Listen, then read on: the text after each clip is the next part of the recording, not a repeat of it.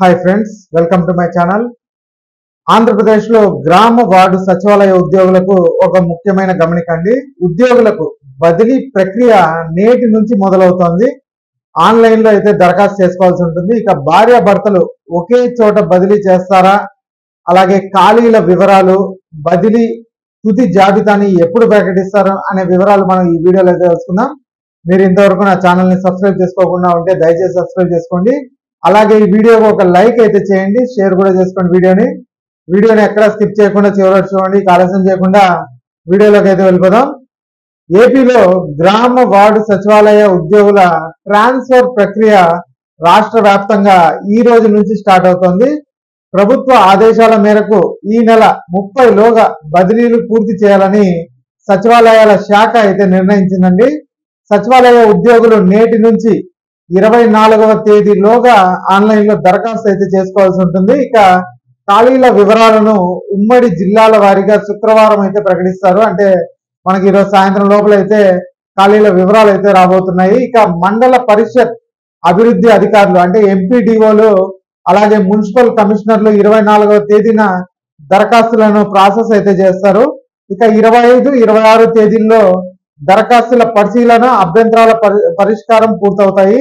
ఆ తర్వాత అభ్యర్థుల ఫైనల్ సీనియారిటీ లిస్టులను మాత్రం జిల్లా స్థాయిలో అయితే ప్రకటిస్తారు. ఇక కలెక్టర్లు 26వ తేదీన ఈ జాబితాలను పరిశీలించి రాష్ట్ర స్థాయిలోని శాఖాధిపతులకు అయితే పంపుతారండి.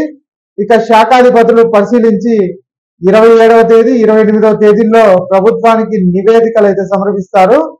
సచివాలయ ఉద్యోగుల బదిలీ తుది జాబితాను మాత్రం 29వ తేదీన అయితే ప్రకటిస్తారు. ఒకవేళ ఏవైనా అభ్యంతరాలు ఉంటే మాత్రం 30వ తేదీలోగా పరిష్కరిస్తారు. ఈ బదిలీలు అలాగే స్పౌన్స్ కోటాలో జరుగుతాయి. అంటే భార్య భర్తలు ఒకే చోట పనిచేసుకునేలాగా ఈ బదిలీలు అయితే చేపట్టనున్నారండి. ఈ ప్రక్రియను సచివాలయ శాఖ పర్యవేక్షిస్తుంది.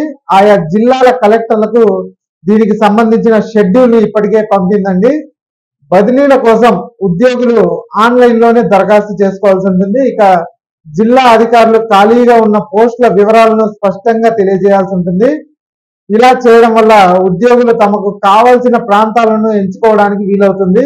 అయితే అవినీతి నిరోధక శాఖ ఏసీబీ అలాగే విజిలెన్స్ విభాగాల్లో కేసులు నడుస్తున్న ఉద్యోగులు ఈ బదిలీలకు అర్హులు కారు అనేసి అయితే చెప్తున్నారు. అంటే వాళ్ళపైన ఏమైనా కేసులు ఉన్నట్టయితే ఈ ట్రాన్స్ఫర్లకు అయితే వాళ్ళు అనర్హులు అనేసి అయితే చెప్తున్నారండి. ఇక బదిలీ ప్రక్రియలో భాగంగా ఎంపీడీఓలు మరియు మున్సిపల్ కమిషనర్లు ప్రభుత్వానికి ఎలాంటి బకాయిలు చెల్లించలేదని ధృవీకరణ పత్రం అయితే సమర్పించాల్సి ఉంటుంది.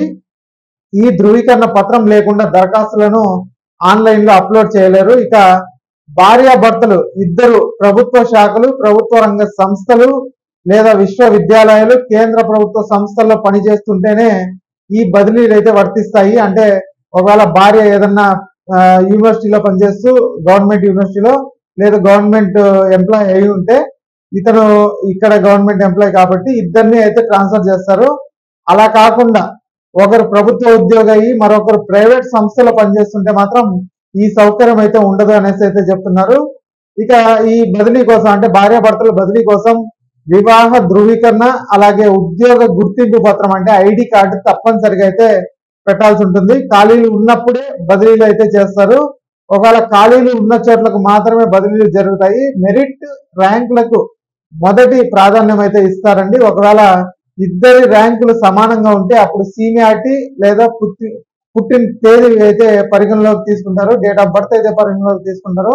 ఈ నిబంధనలన్నీ ఉద్యోగుల సౌలభ్యం కోసమే రూపొందించబడ్డాయండి. కాబట్టి దీన్ని బట్టి మనకు భార్యాభర్తలు ఎవరైనా ఉంటే వాళ్ళ మ్యారేజ్ సర్టిఫికెట్ అలాగే ఉద్యోగ గుర్తింపు కార్డు ఐడి కార్డు కూడా మనము మెన్షన్ చేయాల్సి ఉంటుంది ఆన్లైన్లో అప్లై చేసేటప్పుడు.